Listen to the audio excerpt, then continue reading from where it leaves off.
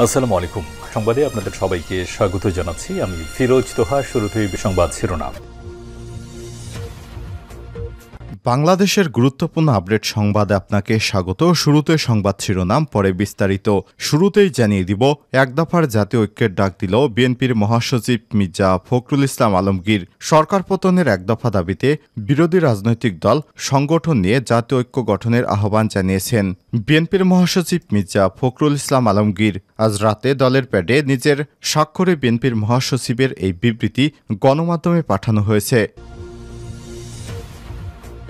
এরপর জানিয়ে দিব, ৩ সমন্বয়ককে আটকের কারণ জানালেন ডিবি প্রধান হারুনুর রশিদ। কোটা সংস্কার আন্দোলনের প্ল্যাটফর্ম বৈষম্য বিরোধী ছাত্র আন্দোলনের ৩ সমন্বয়ক ঢাকা বিশ্ববিদ্যালয়ের ছাত্র নাহিদ ইসলাম, আসিফ মাহমুদ এবং আবু বাকের মজুমদারকে আটক করা হয়েছে। শুক্রবার ২৬শে জুলাই বিকেলে রাজধানীর গণস্বাস্থ্য কেন্দ্রে চিকিৎসাধীন অবস্থায় ওই ৩ জন সমন্বয়ককে আটক করা হয়। এরপর জানিয়ে দিব, সরকার দিশেহারা হয়ে বিরোধীদের উপর দোষ চাপাচ্ছে, অভিযোগ করল বাংলাদেশ জামাতে ইসলাম।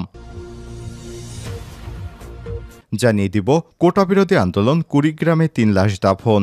ঢাকায় কোটা সংস্কার আন্দোলনে সংঘর্ষের সময় গুলিতে প্রাণ হারালো কুড়িগ্রামের ৩ তরুণ। মৃতরা হলেন উলিপুর উপজেলার ব্যাংক কর্মকর্তা রায়হানুল ইসলাম ৩৫, সদর উপজেলা রাজমিস্ত্রি নুরুল ইসলাম ২২ এবং নাগেশ্বরী উপজেলা রাজমিস্ত্রি গোলাম রাব্বানী ২০। তারা কেউ আন্দোলন বা রাজনীতির সঙ্গে জড়িত ছিলেন না বলে জানা গেছে। জানিয়ে দিব, ছাত্রলীগের রাজনীতি ছাড়ার ঘটনা নিয়ে সাজিশের ফেসবুক স্ট্যাটাস। কোটা সংস্কার আন্দোলনের অন্যতম সমন্বয়ক সাজিশ আলম সম্প্রতি তার কয়েকটি ছবি ভাইরাল হয়েছে, যার মধ্যে একটি ছবিতে দেখা গিয়েছে ছাত্রলীগের সভাপতি সাদ্দাম হোসেনের পাশে দাঁড়িয়ে কোনো এক অনুষ্ঠানে বক্তব্য দিচ্ছেন তিনি। এমন ছবি ছড়িয়ে পড়ার পর ছাত্রলীগের রাজনীতির সঙ্গে তার সম্পৃক্ততা নিয়ে বেশ আলোচনা সমালোচনা হচ্ছে। অবস্থায় বিষয়টি নিয়ে পরিষ্কার করলেন সাজিশ আলম। এবং সর্বশেষ জানিয়ে দিব, আবারও উত্তাল পাকিস্তান, ইসলামাবাদে ১৪৪ ধারা জারি। আবারও উত্তপ্ত পাকিস্তান। বিভিন্ন ইসলামী দল এবং পাকিস্তান তেহরিক ইনসাফ পিটিআই বিক্ষোভ এবং আন্দোলন কর্মসূচির জেরে ফের অস্থিরতা বেড়েছে দেশটিতে।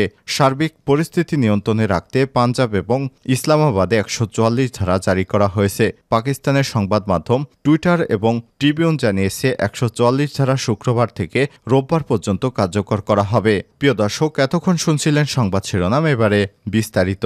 তবে তার আগে বন্ধুরা, অনুরোধ থাকবে সংবাদটিতে একটি লাইক দিয়ে দিন। এই সংবাদ সম্পর্কে আপনার মূল্যবান মতামত কমেন্ট করে জানিয়ে দিন। আর বন্ধুরা, কমেন্ট করে জানিয়ে দিন আপনি কোন স্থান থেকে বা কোন জেলা থেকে বা কোন দেশ থেকে আমাদের সংবাদটি দেখছেন এবং শুনছেন। আর বন্ধুরা, আপনি যদি এই চ্যানেলে নতুন হয়ে থাকেন, সংবাদটি দেখতে দেখতে চ্যানেলটি সাবস্ক্রাইব করে রাখুন, যাতে করে আমাদের লেটেস্ট আপডেট সংবাদগুলো সবার আগে আপনার কাছে পৌঁছে যায়। এবারে বিস্তারিত। এক দফায় জাতীয় ঐক্যের ডাক বিএনপির। সরকার পতনের এক দফা দাবিতে রাজনৈতিক দল এবং সংগঠনকে নিয়ে জাতীয় ঐক্য গঠনের আহ্বান জানিয়েছেন বিএনপির মহাসচিব মির্জা ফখরুল ইসলাম আলমগীর। শুক্রবার ২৬শে জুলাই রাতে দলের পেটে নিজের স্বাক্ষরে বিএনপির মহাসচিবের এই বিবৃতি গণমাধ্যমে পাঠানো হয়েছে। মির্জা ফখরুল ইসলাম আলমগীর বলেন, জাতির এই ক্লান্তি লগ্নে জাতীয় বৃহত্তম স্বার্থে লুণ্ঠিত গণতন্ত্র এবং ভোটাধিকার পুনরুদ্ধার, অধিকারহীন জনগণের জাতির মুক্তির লক্ষ্যে আমরা ন্যূনতম এক দফার ভিত্তিতে এই দাবিতে দেশের সকল গণতান্ত্রিক রাজনৈতিক দল, সামাজিক এবং সাংস্কৃতিক সংগঠন, ব্যক্তি এবং শক্তিকে ঐক্যবদ্ধ হয়ে একটি জাতীয় ঐক্য গঠনের আহ্বান জানাচ্ছি। আমরা বিএনপির নেতৃত্বে যুগপৎ আন্দোলনের শরিক দল এবং জোট বাম ডান সকল রাজনৈতিক দল, বাংলাদেশ জামাত ইসলাম সহ অন্যান্য ধর্মীয় ভিত্তিক এবং সকল ইসলামী রাজনৈতিক দল এবং রাজনৈতিক সংগঠনের প্রতি জাতীয় ঐক্যের আহ্বান জানাচ্ছি। জাতীয় ঐক্যের এই ঐতিহাসিক ঘোষণা এবং দলিল দেশ এবং জাতির মুক্তির ত্বরান্বিত করবে ইনশাল্লাহ। বিবৃতিতে বিএনপির মহাসচিব বলেন, এ সময় যোগাযোগ এবং প্রতিবন্ধকতার কারণে বিবৃতির মাধ্যমে সম্মতি প্রদান করা যেতে পারে। শীঘ্রই সম্মতিপ্রাপ্ত সকলের স্বাক্ষরে যৌথ বিবৃতি প্রদান করা হবে।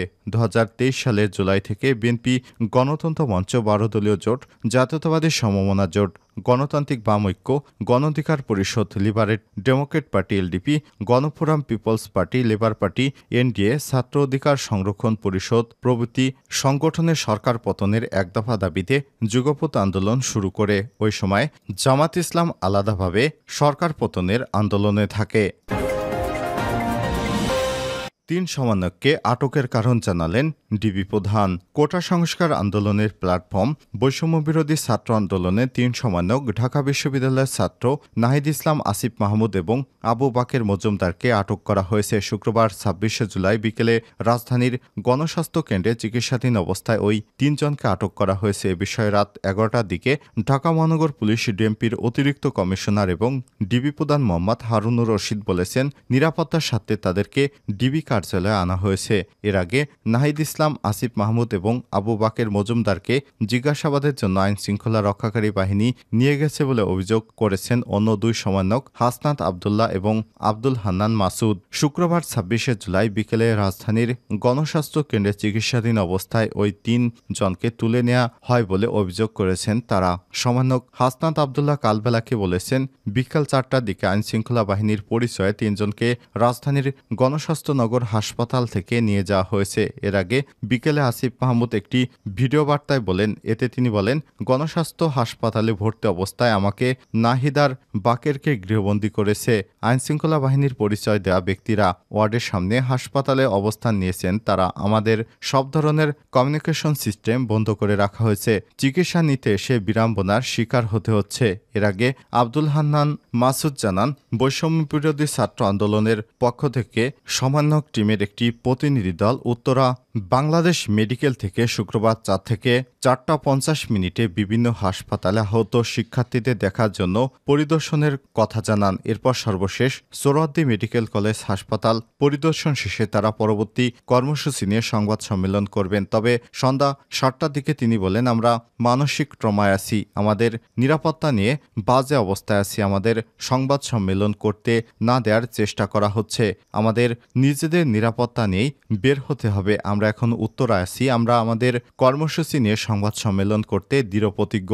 উল্লেখ্য, 2 দিন আগে 2 দফায় 48 ঘণ্টার আলটিমেটাম বেঁধে দিয়েছিলেন আন্দোলনকারীরা। শুক্রবার আলটিমেটাম শেষ হয়েছে। এদিন শহীদ সোহরাওয়ার্দী মেডিকেল কলেজ হাসপাতালের সামনে সংবাদ সম্মেলনে তাদের নতুন কর্মসূচি ঘোষণার কথা ছিল। সরকার দিশেহারা হয়ে বিরোধীদের উপর দোষ চাপাচ্ছে জামাত।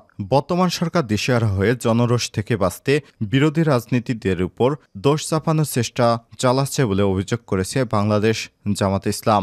শুক্রবার বিকেলে গণমাধ্যমে পাঠানো এক বিবৃতিতে এসব অভিযোগ করেন দলটির ভারপ্রাপ্ত সেক্রেটারি জেনারেল মাওলানা এটিএম মাসুম। কোটা সংস্কার আন্দোলন প্রসঙ্গে বিবৃতিতে তিনি বলেন, সরকারের মন্ত্রীগণ আন্দোলনকারী ছাত্রদের মোকাবেলার জন্য ছাত্রলীগও যথেষ্ট বলে ঘোষণার পর থেকেই সারা দেশে শান্তিপূর্ণ আন্দোলনকারীদের উপর হামলা শুরু হয়। সরকার পরিকল্পিতভাবে গণহত্যা চালানোর কারণে জনগণ তাদের বিরুদ্ধে অবস্থান নেয়। জনগণ ক্ষোভ দমনের জন্য সেনা মোতায়েন এবং কারফিউ জারি করা হয়েছে। সরকারের বিরুদ্ধে শিল্পী, অভিনেতা, অভিনেত্রী, নির্মাতা, প্রযোজক, বুদ্ধিজীবী সহ সর্বস্তরের জনগণ অবস্থান নেয়। সরকার দিশেহারা হয়ে গেছে। জনরোষ থেকে বাঁচার জন্য বাংলাদেশ জামাত ইসলাম, বিএনপি এবং ইসলামী ছাত্র শিবির ও বিরোধী রাজনীতিদের উপর দোষ চাপানোর চেষ্টা চালাচ্ছে। তারা বিভিন্ন গুরুত্বপূর্ণ ব্যক্তিদেরকে ধরে নিয়ে গেছে বলে অভিযোগ করেছেন তিনি। কোটা বিরোধী আন্দোলন, কুড়িগ্রামে 3 লাশ দাফন। ঢাকায় কোটা সংস্কার আন্দোলনে গিয়ে সংঘর্ষের সময় গুলিতে প্রাণ হারিয়েছে কুড়িগ্রামের 3 তরুণ। মৃতরা হলেন উলিপুর উপজেলা ব্যাংক কর্মকর্তা রায়হানুল ইসলাম 35, সদর উপজেলা রাজমিস্ত্রি নুরুল ইসলাম 22 এবং নাগেশ্বরী উপজেলা রাজমিস্ত্রি গোলাম রব্বানী 20। তারা কেউই রাজনীতির সঙ্গে বা ছাত্র আন্দোলনের সঙ্গে যুক্ত ছিলেন না। 2 চোখে অন্ধকার দেখছেন ব্যাংক কর্মকর্তা রায়হানের স্ত্রী ঋতু। জেলার উলিপুর উপজেলার পৌর শহরের মুন্সিপাড়া আব্দুর রশিদের একমাত্র সন্তান রায়হানুল ইসলাম। ক্ষুদ্র ব্যবসায়ী আব্দুর রশিদ একমাত্র সন্তানকে হারিয়ে একেবারে বাকরুদ্ধ। রায়হানুলের স্ত্রী ঋতু আক্তার আর তাদের ভালোবাসার ফসল মেয়ে রাউজামণি 4 মাস। জুলাই মাসে প্রথম সন্তানে রায়হানের বাড়িতে আসে পরিবারের সঙ্গে দেখা করতে। সব ঠিকঠাকই চলছিল। ঢাকার বাড্ডা এলাকায় বাসা ভাড়া করে তারা বসবাস করছিলেন। সেখানে উঠতেন এবং স্বপ্ন বুনে যান স্ত্রী ঋতু আক্তার মনে মনে। এ দেখা শেষ দেখা হবে এমন ভাবনা দুঃস্বপ্নেও দেখেননি তিনি। পরিবারে কেউ এটি কল্পনা করতে পারেননি। বাড়িতে কান্নারোল কিছুতেই মুছতে পারছে না। মেয়ে রাউজামণি। তার মনে কোনো স্মৃতি থাকবে না বাবাকে নিয়ে। সে তার মতোই অস্পষ্ট বাক্যে বলছে নানা কথা। হাসছে খেলছে, মেয়ের পাশে বসে আছে ঋতু আক্তার। দুই চোখে অন্ধকার দেখছে। কি হবে তাদের আগামী জীবন? তিনি রাষ্ট্রের কাছে বিচার চান ক্ষতিপূরণ। বাবা আব্দুর রশিদ জানান, রায়হানুল ছোটবেলা থেকেই মেধাবী ছাত্র ছিলেন। তিনি বিশ্ববিদ্যালয় পড়াশোনা শেষ করে চাকরি হয় একটি বেসরকারি ব্যাংকে। সেখানে সহকারী ম্যানেজার হিসেবে কাজ করতেন। তিনি প্রত্যক্ষদর্শীদের বরাত দিয়ে বলেন, গত শুক্রবার 19শে জুলাই বাড্ডা এলাকায় জুমার নামাজ শেষে রাস্তায় নামলে কোটাবিরোধী আন্দোলনকারী আর পুলিশের সংঘর্ষের মাঝে পড়েন তিনি। এরই মধ্যে একসময় একটি গুলি তার ডান চোখের কাছে লেগে পেছন দিয়ে বের হয়ে যায়। ফলে ঘটনাস্থলে তার মৃত্যু হয়।